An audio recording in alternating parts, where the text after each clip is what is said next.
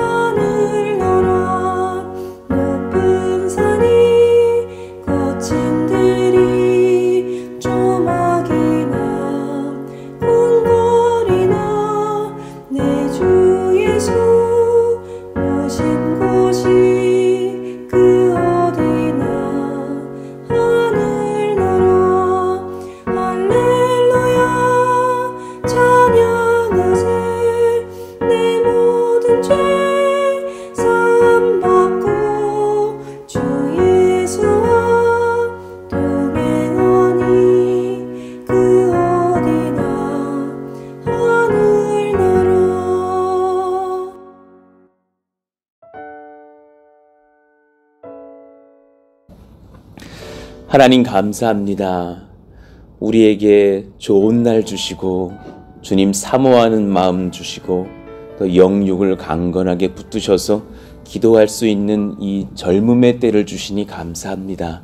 또 기도에 이렇게 귀한 동역자들을 주시고 또 같이 합력하여서 기도할 수 있는 이 교회를 세우시고 예배케 하시고 선교케 하시고 주님을 쫓게 하시니 감사합니다.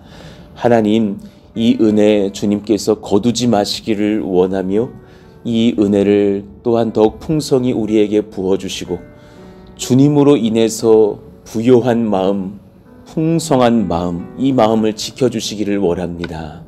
하나님으로 인해서 그 심령이 부자이기를 원합니다.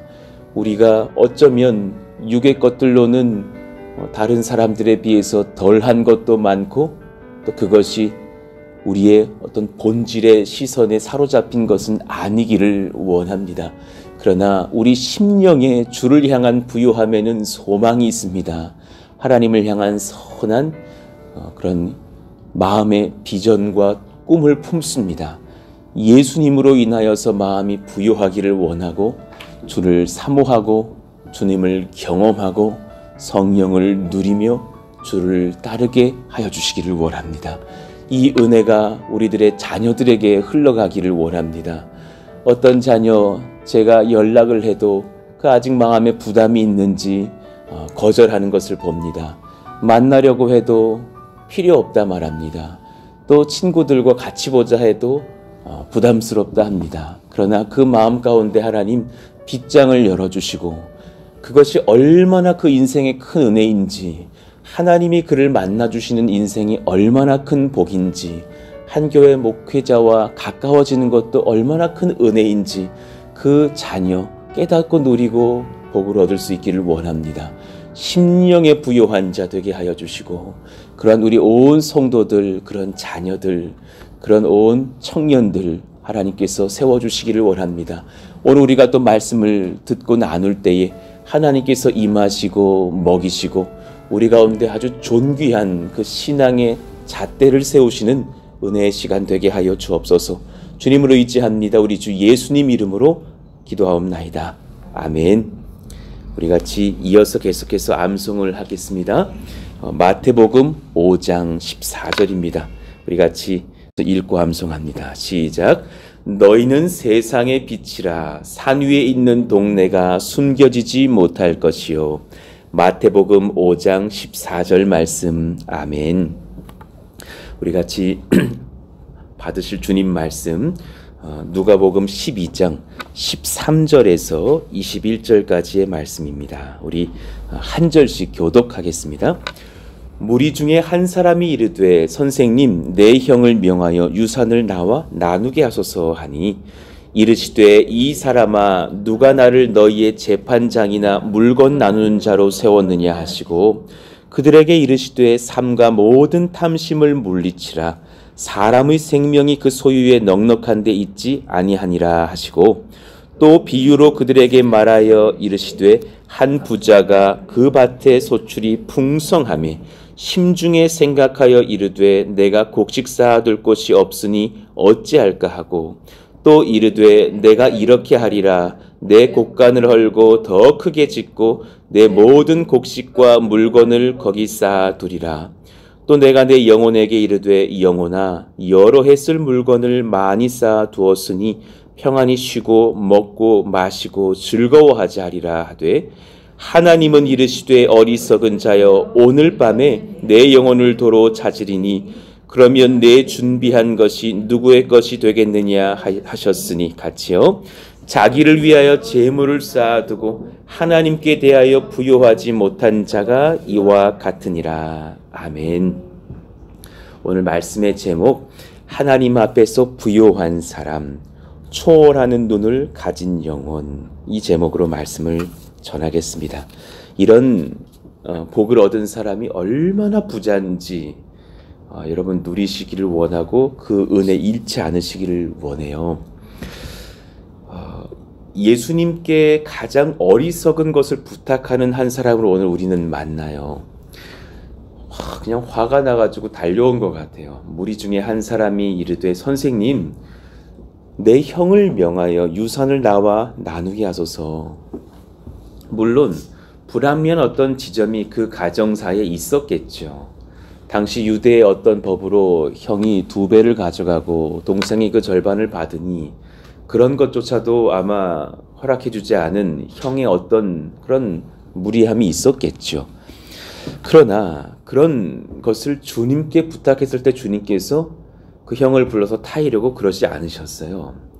주님께서는 오히려 사실은 이 사람을 꾸중하시면서 14절의 말씀에 이 사람아 누가 나를 너희의 재판장이나 물건 나누는 자로 세웠느냐 하셨어요. 꼭 이런 것과 같아요. 저도 당황스러운 부탁 몇 번 받아봤어요. 목사님 저희 개업 예배 좀 드려주세요. 그 부탁 받아보니까 술집이에요. 거절했어요. 그건 어려워요. 그러니까 비유컨대 이런 것과 같아요. 유명한 명의가 있는데 우리 집 강아지를 데려와서 좀 치료해달라는 것과 같은 지금 지점에 있는 거예요. 이 청년은 사실 주님이 우리에게 무엇을 해주시려고 이 땅에 오신 분이신지를 헷갈렸어요. 주님은 우리의 생명을 풍성하게 하시려고 오신 분이에요. 주님은 명의예요. 명의는 생명을 다뤄요. 그분은 그러려고 오신 명의예요. 그런데 그 명의가 그 형제를 봤을 때 그가 유산 더 받고 덜 받고가 그 사람의 영혼의 생명에 아무 상관이 없는 거예요. 그것은 헛된 부탁이라는 것을 알아요. 그러니 이어서 15절에 그들에게 이르시되 삼가 모든 탐심을 물리치라. 너의 이 부탁은 정말 단순히 사실 이 지점에 있어. 탐심 때문에 내게 부탁한 거지 너의 영혼과 너의 생명을 위해서 부탁하는 것이 아니야. 그리고 나서 위대한 말씀 하셨어요. 사람의 생명이 그 소유에 넉넉한데 있지 아니하니라 그러셨어요. 명의의 진단이에요. 여러분 꼭 기억하셔야 돼요. 여러분의 생명, 여러분의 재산에 붙들려 있는 것 아니에요. 여러분 소유의 넉넉함과 그렇지 못함과 여러분의 생명은 하등의 상관이 없어요. 의사의 진단, 명의의 진단, 창조주의 진단에 예하시기를 바라요. 우리는 너무나 쉽게, 너무나 큰 오류를 쉽게 범해요. 내 영혼과 내 소유는 접붙여져 있다고 생각해요. 그러나 사람은 이 땅에서 재물에 대하여 부유함 당연히 원하죠. 여기 그거 원하지 않는 분은 없어요. 심지어 저도 원하는데요. 그 육신으로서는 부인하기 어려워요. 그러나 그 재물의 넉넉함이 그 사람의 생명은 지키지 못한다고 세상의 온 우주의 창조주이신 명의가 말씀하셨어요. 이것은 이해해야 되는 거예요. 그러니 그 명의에게 헛된 것을 부탁하는 것 참 수치스러운 거예요. 목사님, 저희 술집 개업했는데 많은 아저씨들 와서 여성들 끼고 부자 되게 장사 잘 되게 기도해달라고 할 수는 없는 거잖아요. 그것은 제가 못하겠더라고요. 거절했어요. 정말 유명한 명의에게 그냥 고양이 한 마리 갖고 와서 좀 치료해달라고 하는 것은 모독과도 같은 것일 수 있다라는 거예요. 정말 명의의 말에는 우리가 받아야 돼요. 그러니 이 형제 잘못된 부탁 주님께 하려고 온 거죠. 죄인들의 착각이 뭐예요? 그 영혼이 재물로 인해서 마음이 뿌듯해지는 것을 그 영혼의 부요함으로 착각해요. 너무 많은 실수를 우리는 저지르잖아요. 누가 우리에게 돈을 좀 쾌척했어요. 정말 우스운 얘기지만 어느 어르신께서 우리 자녀들 보면서 아이고야 용돈 내라고 10,000원씩 줘도 부모 마음은 좋더라고요. 그거 애들 쓸 돈은 아니니까 그럴 수 있어요. 그래서 내가 그러죠. 야 은성아, 그 돈 아버지한테 맡겨놔라. 20년 뒤에 줄게. 그리고 걷어가요. 너무 심한가요? 그러면 안 됩니까? 어차피 애가 쓸 건 아니니까. 그런데 사실 하물며 사람도 단돈 10,000원에 아우 저분이 저희 자녀 챙겨주시네 하면 기분 좋은데, 하물며 큰 돈을 우리가 얻으면 얼마나 사실은 마음이 좋냐고요. 우리 내 통장에 막 1,000,000원 들어오고 5천만 원 들어오고 1억 들어오면은 그걸 누가 마다하겠느냐고요. 그러나 그것이 그 영혼이 성장한 거랑은 아무 관계가 없는데 그런 줄 알아요. 사람은 그렇게 착각해요. 그리고 나서 아주 귀한 그 이야기를 들려주십니다. 16절 볼까요? 비유로 그들에게 말하여 이르시되 한 부자가 그 밭에 소출이 풍성하매 심중에 생각하여 이르되 내가 곡식 쌓아둘 곳이 없으니 어찌할까 하고, 또 이르되 내가 이렇게 하리라. 내 곡간을 헐고 더 크게 짓고 내 모든 곡식과 물건을 거기 쌓아두리라. 예, 여기까지는 이해가 돼요. 근데 그 다음 생각은 실수예요. 그리고 19절, 우리가 다 이런 실수 잘해요. 또 내가 내 영혼에게 이르되 영혼아, 여러 해 쓸 물건을 많이 쌓아두었으니 평안히 쉬고 먹고 마시고 즐거워하자. 내 영혼아 부유해지거라. 내 영혼아 건강해지거라. 내 영혼아 능력을 얻을지어다 라고 속삭이고 선포하지만, 지금 일부러 주님께서 그 명의 중에 명의께서 영혼이라는 단어를 쓰신 거예요. 그 영혼, 그것으로 부유해지지 않는다라는 거예요. 마귀는 우리의 재물을 쌓아둠과 우리의 명예를 얻음과 우리 영혼의 안녕이 매우 밀접하게 연결되어 있다고 속삭여요. 거기에 집중하면 너 영혼은 평안해. 그러나 그것은 거짓이에요. 많은 사람들이 이를 믿고 살지만 속은 거예요. 하나님은 이르시되 어리석은 자여, 오늘 밤에 그 돈 안 찾으셨어요. 딱 가장 중요한 거 하나 찾아가실 수 있어요. 내 영혼을 도로 찾으리니. 굉장히 중요한 단어가 하나 있어요. 도로. 그거 주님 거예요.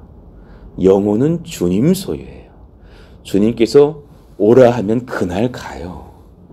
우리 너무나 이렇게 가까운 지인 중에 일찍 주님께로 불림받는 분들 볼 때 있잖아요.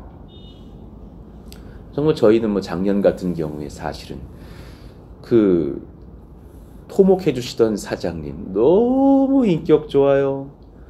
너무 사실은 또 부유했어요. 그래서 우리가 같이 그 땅을 얻는 과정에서 또 좋은 분들, 믿음의 분들의 소개로 그분과 함께 이렇게 토목 건축에 대해서 그 중에 토목을 논하는데 하루아침에 주님께 불림받았어요. 사실은 그 친구분이 장로님이시고 그분이 또 노래도 좋아하신다 그러고 어릴 때도 교회 다니셔보셨다 그래서 저 우리 교회 나오시라고 예수님 믿으시고 나중에 그 노래도 잘하시고 악기도 좋아하신다는데 우리 교회 성가대라도 생기시면 섬기시라고 고민해보겠다고 근데 오케이는 안 하셨어요. 그러다 주님이 부르셨어요. 그가 하나님 앞에 심판대 설 때는 그 부요함으로 판단받는 것이 아니라는 것을 볼 때 너무 안타까운 거예요. 그 영혼은 다른 것으로 부요해야 돼요. 우리 이것을 볼 필요가 있어요. 내 준비한 것이 누구의 것이 되겠느냐. 그러니 우리 많은 사람들은 영혼에 부유한 것을 준비하지 못하고 그 영혼이 부유한 줄 알고 살다가 사실 놓치고 주님 앞으로 가서 심판대에 설 것이에요. 탐심은 그 영혼의 판단을 온전치 못하게 합니다.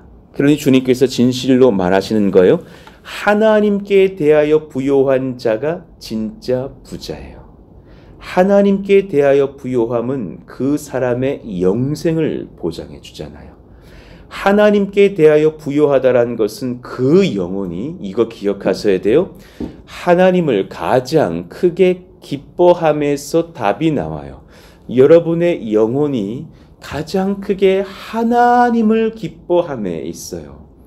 존 파이퍼 목사님의 평생의 설교의 주제예요. 하나님을 심령이 가장 기뻐할 수 있습니까? 그 사람은 정말 예수님 앞에서 부자입니다. 그 사람은 정말 행복합니다. 이 한평생 이 설교하시다가 은퇴하신 분이세요. 하나님을 가장 기뻐하는 영혼은 주께서 그를 기뻐하심으로 주 앞에서 형통해요. 그러면 잠깐 저를 봐보셔요.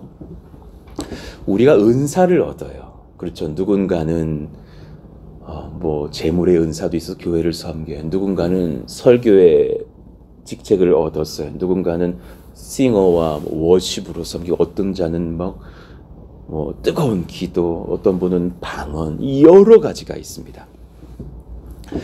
근데 가만 보니까 제가 뭘 느끼냐면 제게 주신 그 어떤 작은 은사들, 귀한 은사들이지만 작은 은사들이 제 영혼의 부요함을 증거하지는 않더라고요.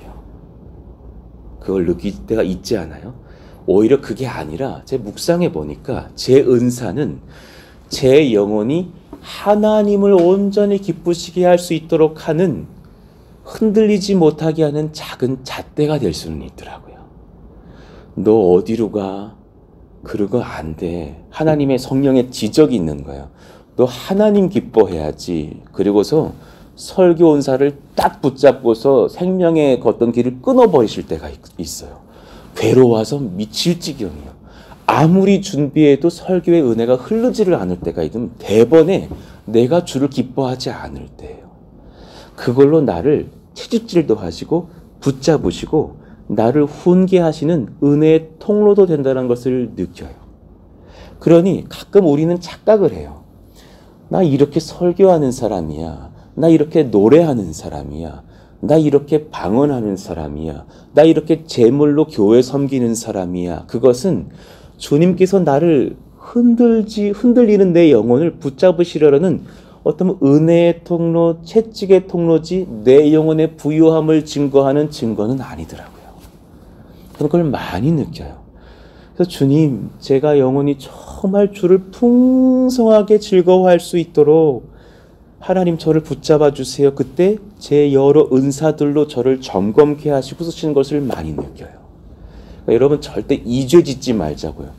나 뭐 하는 사람이야. 나 이런 은사 있어. 나 우습게 여기지 마. 이거 정말 교만이고 그 영혼이 그 은사로 풍요로워지는 것도 아니더라고요. 은사든 오늘 말씀의 재물이든 이것은 주님께 나아갈 수 있도록 나를 붙드시는 작은 통로이지 그 영혼의 본질은 하나님을 기뻐함에 있어요. 굉장히 중요한 어떤 지점을 보는 거예요. 자, 말씀을 이어가 볼게요. 주님이 바라시는 그 형통, 결국은 그 사람이 정말 복을 얻어요. 이 땅에서든 주님 나라에서든. 나의 기준과 주님 기준 많이 다를 수 있어요. 우리는 병 낫기를 원하나 주님은 그 병을 앓게 하실 수 있어요. 대표적인 사례가 사도 바울이에요. 평생에 눈 낫기를 원해서 그 눈에 안질이 있었다죠. 그래서 늘 어떤 성경학자의 연구로는 눈곱이 끼었을 것이고, 심지어 다른 가까이 있는 사람은 그 눈에서 고약한 냄새가 났을 거라고도 추측하는 분들이 있어요. 평생 그래서 성경이 기록하죠. 이 병 낫기를 원해서 몇 번을 기도하지만 주님이 거절하셨다 그래요. 그것은 주님 앞에서 그가 쓰러지지 않게 하시는 어떤 통로가 됐을 거예요. 각자에게 여러 가지 지점에서 그 심령이 부유하게 하시려고 하는 어떤 그 딱 지점이 있을 어떤 것들이 있어요. 그것이 그에게 형통이에요. 사도 바울이 병 낫기를 원하는 것을 본인은 형통이라 여겼으나 하나님 나라에서 그는 다른 은혜의 여정 속에 주님의 기준으로 형통했던 사람이에요. 성경은 이 세상에서의 삶이 항상 평안하고 잘 되는 것, 그것이 형통은 아니라고 말하셨어요. 그러니 제가 성경을 연구해보고 오늘 말씀 안에서 형통을 한번 다시 정의해봐요. 어떤 상황에서든 우리 같이 거기 읽어봐요. 시작. 어떤 상황에서든 하나님을 가장 기뻐하는 자이기에 하나님께서 그를 특별히 사랑하셔서 가장 선한 역사로 친히 인도하시는 인생. 여러분, 이 은혜, 이 형통 경험하시기를 원해요. 그러니 감히 선포해봐요. 우리 푸른숲 동산길로 인도하신 이 어떤 이 은혜의 지점 속에 우리 각자의 형통이 있어요. 참 맞는 말씀이에요. 주님께서 원하시는 인생길로 인도받는다는 것을 아멘으로 받고 지금 내 삶을 보시면 내가 원하는 형통과 주님이 이끄시는 현재와 뭐 다른 지점이 있어요. 그것이 주님이 보시기에는 내게 유익한 게 있어요. 요셉이 그랬어요. 참 성경은 지나친 농을 던지듯이 요셉의 삶을 때로는 우롱하는 것처럼 보일 정도로 하나님의 형통을 선포해요. 아니, 이 청년 점점 비참해지는데 왜 이렇게 자꾸 형통하다 그러시는지 듣는 제가 민망할 정도라니까요. 요셉은 사랑받던 귀한 야곱의 아들이에요. 채색 옷을 입었고 좋은 것 먹었겠죠. 그가 형들에게 팔려서 노예로 잡혀 나아가요. 애굽으로 팔려가요. 창세기 39장 2절에 아니 다른 집 그냥 권력자의 노예가 됐는데 2절에 여호와께서 요셉과 함께 하심으로 그가 형통한 자가 되었다고. 아니 이게 뭔 형통이에요. 그리고 나서 다시금 요셉이 또 그 승승장구하는 그런 노예의 생활하다. 승승장구하면 뭐합니까? 노예인데. 그런데 또 그 보디발의 아내가 그 7절 보니까 요셉에게 눈짓하다가 동침하기를 청하니 아우 참 얼마나 시험이 많았을까. 그 안에 남편이 있는 여인이 막 윙크하면서 나랑 같이 즐기자고. 그때 또 이를 거절하고 나서 또 감옥으로 가잖아요. 그랬더니 이제는 세상에 이 성결한 형제가 가장 오해받기 싫은 게 이런 지점 아니겠어요? 성추행범, 성폭행범이 돼가지고 이제 감옥으로 갔는데 23절에 주님이 뭐라 적어 놓으셨어요? 그 하반절에 여호와께서 그를 범사에 형통하게 하셨더라. 그러면 뭐예요? 깜빵에 갇혀있는 죄수인데 아니 좀 뭐 직책을 올려주시면서 형통하다 하셔야지. 그런데 성경의 기준은 그 심령에 있어요. 여러분 이걸 정말 잊지 마세요. 주님은 그 심령을 보고 있는 거예요. 그 심령이 정말 부자구나. 요셉의 마음은 정말 부자 중에 부자구나. 그 마음계에 그는 정말 빌 게이츠보다 말하고 있는 거예요. 부유하다 부자다 그래요. 왜냐하면 그가 고백했던 창세기 39장 8절 9절의 고백 중에 그 마지막 문장이 있어요. 요셉이 거절하며 자기 주인의 아내에게 이르되 내 주인이 집안의 모든 소유를 간섭하지 아니하고 다 내 손에 위탁하였으니 이 집에는 나보다 큰 이가 없으며 주인이 아무것도 내게 금하지 아니하였어도 금한 것은 당신뿐이니 당신은 그의 아내임이라. 그리고 나서 심령의 부요함으로 하나님에 대한 사랑을 선포해요. 그런즉 같이 읽어봐요. 시작. 그런즉 내가 어찌 이 큰 악을 행하여 하나님께 죄를 지으리까. 그는 이 고백으로 승리의 도장을 주님 앞에서 찍힘당해요. 아, 너는 됐다. 그 소에 왜 A 뿔뿔 도장 딱 찍히듯이, 야, 너는 진짜 형통하다. 너 마음은 정말 부요하다. 인정을 받는 자리가 돼요. 저는 하나님 앞에서 이 부요함 지키기를 원해요. 저 더 고난당해도 괜찮은데 주님과의 이 교제의 부요함은 그 누구도 끊을 수 없기를 원해요. 저 이거 지켜주셔야 됩니다. 이것으로 저 생명 잃어도 상관없어요. 그 사람 형통해요. 이 시대 성도들과 우리 후대들에게 깨달아야 될 지혜가 바로 이 지점이에요. 여러분 정말 오늘 말씀을 저 김 집사님 들어야겠네 하지 마시고 우리 각자에게 한번 받아보자고요. 요셉은 어떤 상황에서도 그 영혼이 하나님께 대하여 부요했어요. 이 지점 너무 귀한 은혜예요. 우리가 이것만 지켜갈 수 있으면 여러분 참 복돼요. 상황이 어려워지더라도 하나님께 범죄할 수는 없었어요. 그 영혼이 하나님을 심히 사랑했고 하나님과의 동행을 소원했어요. 그러니 그는 정말 부자예요. 그래서 그는 하나님께 형통한 인생을 선물 받았고 그때부터 그는 논리를 따라 사는 인생이 아니라 초월의 복을 얻어요. 여러분 정말 그 초월의 복 얻으시기를 원해요. 노력의 복 말고요. 초월의 복이 있어요. 형통한 자는 하나님께서 초월하는 복을 주세요. 타인도 초월하고 세상도 초월하며 살아요. 그는 하나님께 존귀 쓰임받고 이 땅의 권력자의 자리인 애굽의 총리가 됐을 때 그 권력에 심취하지 않았어요. 그는 초월한 성도로서 살았어요. 그가 자기를 팔아넘겼던 형들이 그렇게 곡식을 꾸려고 7년, 8년 뒤에 왔을 때에 그들을 인격적으로 대하면서 하나님 나라의 비전을 선포하고 이스라엘을 민족으로 바꿔내는 주역이 됐어요. 그래서 그들이 다시금 출애굽의 가나안 땅으로 가면서 예수님의 계보가 이어지는 역사가 일어난 것이 아니에요.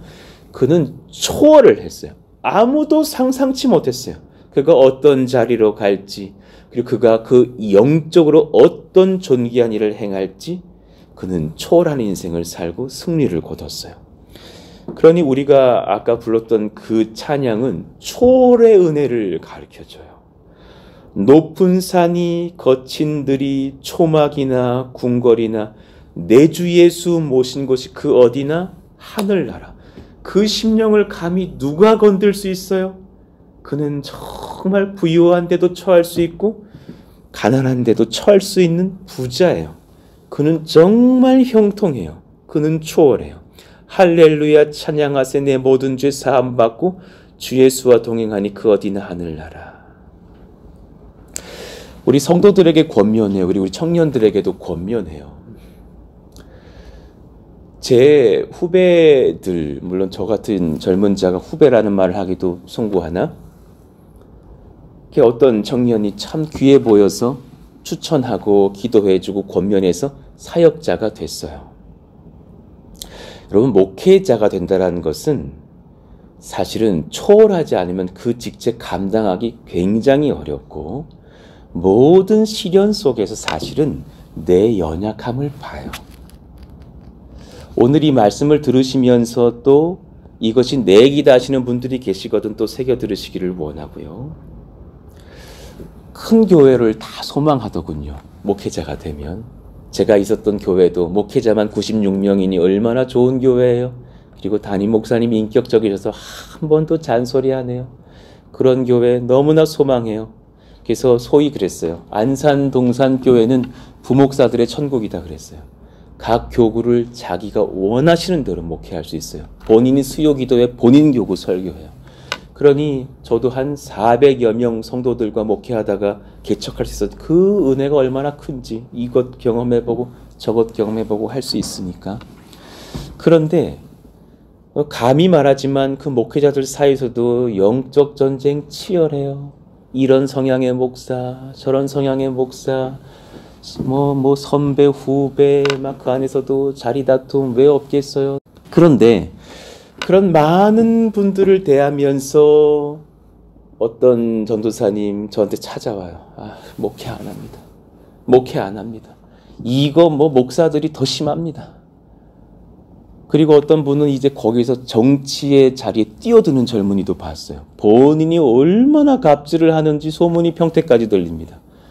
막 전도사들 못 살게 불고 그 겸손하던 청년을 제가 세워가지고 목사님을 그분이 되셨는데 그분이 파트로 있는 전도사님들을 그렇게 괴롭힌다는 소문이 여기까지 들리는 걸 제가 듣거든요. 한 가지를 배워요. 그분들의 심령에 판단은 되게 많아요. 본인이 하나님께 부여하지를 못해요. 그걸 모자라는 거예요. 모든 상황은 다 치열한 거예요. 그러나 그 중심에 부유함이 주님 앞에 있는 자는 그것을 내 앞에서 나를 향한 건강한 훈련으로 여기고 주님과의 관계를 지켜가면 그것으로 좋게요. 다 감당할 수 있는 거예요. 다양한 분들이 있지만 품을 수 있어요. 그게 문제가 되는 게 아니에요. 품을 수 있고 사랑해 드릴 수 있어요. 중심은 저와 주님과의 관계에 있다는 걸 배워요. 그것이 요셉의 마음인 거예요. 그는 참 하나님과의 관계에서 부요했어요. 그것은 정말 제가 놓치고 싶지 않은 지점이 있는 거예요. 하나님 정말 그 초월의 은혜 경험하기를 원합니다. 결국은 그 전도사님 나 목회 안 할랍니다. 그 문제 본인 심령에 있어요. 그 마음을 돌아보실 필요가 있어요. 하나님과의 부요함이 없었던 거예요.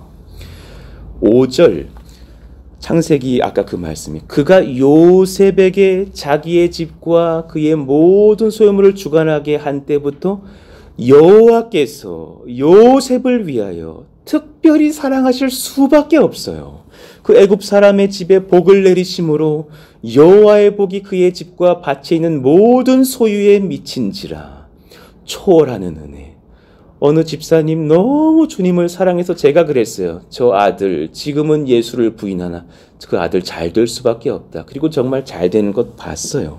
초월하는 은혜. 그 심령이 증거를 얻어요. 요셉은 이스라엘을 구원하는 애굽의 총리가 되며 하나님의 나라를 거룩하게 일으켜내는 주역이 되고 예수님의 예표가 되는 인생을 살아서 초월의 은혜를 경험해요. 그런데 오늘 본문 다시금 잘 기억하시기를 원해요. 이거 진짜 중요한 말씀이에요. 누가복음 12장 15절 우리 같이 읽어요. 그들에게 이르시되 삼가 모든 탐심을 물리치라 사람의 생명이 그 소유에 넉넉한 데 있지 아니하니라 하시고 거기에 본질 있지 않아요? 21절 시작. 자기를 위하여 재물을 쌓아두고 하나님께 대하여 부요하지 못한 자가 이와 같으니라. 반대로 읽으시면 되는 거예요. 재물은 좀 없을지라도 염려치 마세요. 하나님께 대하여 부요한 자 정말 형통해요. 정말 초월의 은혜를 경험할 거예요. 하나님 우리 이런 부자 되게 해주세요. 하나님이 이르시되 어리석은 자여 오늘 밤에 내 영혼을 도로 찾으리니 그러면 내 준비한 것이 누구의 것이 되겠느냐. 이걸 반대로 해석해 봐요. 주님 제 영혼 오늘도 준비되어 있으니 주님 감사해요. 그 사람 정말 부자예요. 그런 목사 되고 싶고 그런 성도 되고 싶어요. 그런 청년들 일어나기를 원해요. 그런 우리 장년들 되시기를 원해요. 말씀을 정리합니다. 우리를 정말 초월하게 인도하시는 하나님께서 내 영혼을 향하여서 준비해 놓으신 것을 얻는 그 부유한 인생 되실 그런 영혼 지켜가셔요. 요셉처럼 인정받는 심령 되시기를 예수의 이름으로 예수님 이름으로 축원합니다. 아멘입니다. 오늘 말씀을 한번 기억하시면서 우리 같이 이 내 영혼이 은총 입어 우리 3절 한번 찬양해 보기를 원해요. 정말 여러분 진짜 부자 되시기를 원해요. 정말 부자 되세요. 꼭이요. 그 선전 기억나요? 그 광고. 높은 산이 거친 들이 초막이나 궁궐이나 내 주 예수 모신 곳이 그 어디나 하늘나라.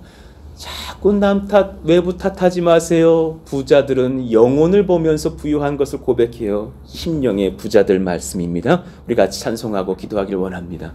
높은 산이 거친 들이 초막이나 궁궐이나 내 주 예수 모신 곳이 그 어디나 하늘나라. 할렐루야 찬양하세. 내 모든 죄 사함받고 주 예수와 동행하니 그 어디나 하늘나라. 할렐루야 할렐루야 찬양하세. 내 모든 죄 사함받고 주 예수와 동행하니 그 어디나 하늘나라. 아멘. 오늘 말씀을 기억하시면서 뜨겁게 기도하시기를 원합니다. 또 오늘 요일의 기도 제목도 생각하시면서 기도해 주시고 또 교회의 건축과 우리 나라와 민족을 위해서 우리 또 교회를 위해서 우리 또 교회의 전도와 선교를 위해서도 기도해 주시기를 원합니다. 오늘 말씀을 우리가 또한 지켜가면서 정말 심령의 부유함을 하나님 경험케 하여 달라고 우리 같이 주여 부르짖고 기도합니다. 주여! 하나님 감사합니다. 하나님의 능력, 하나님의 은혜, 하나님의 사랑을 우리 영원히 경험하기를 원합니다. 한 가지를 주님 소망합니다. 내 영혼이 주님 앞에 부요한 은혜를 얻게 하여 주옵소서. 하나님, 젊은 사역자가 그 목회의 전쟁터에 뛰어들어서 성도를 탓하고 목회자들을 탓하고 교회의 연약한 생리를 탓하면서 목회 안 하겠다고 말하는 지점 속에서 사실은 그 심령의 부요치 못함을 봅니다. 요셉은 그랬다면 진작에 주를 부인하고 포기하는 인생을 살았어야죠. 그러나 그는 항상 주님 앞에 형통했다. 주님이 칭찬하셨습니다. 그 이유는 그 심령의 답이 있습니다. 주를 가장 기뻐하는 인생은 누구라도 사랑할 수 있고 누구라도 위해서 중보할 수 있고 어떤 상황에서라도 감사할 수 있고 어떤 상황에서라도 주를 위해 선신할 수 있다는 것을 봅니다. 답은 마음에 있습니다. 심령에 있습니다. 그 영혼의 부유함을 경험할 수 있는 인생 될 수 있도록 우리 모두를 주님께서 이끄시고 인도하여 주시옵소서.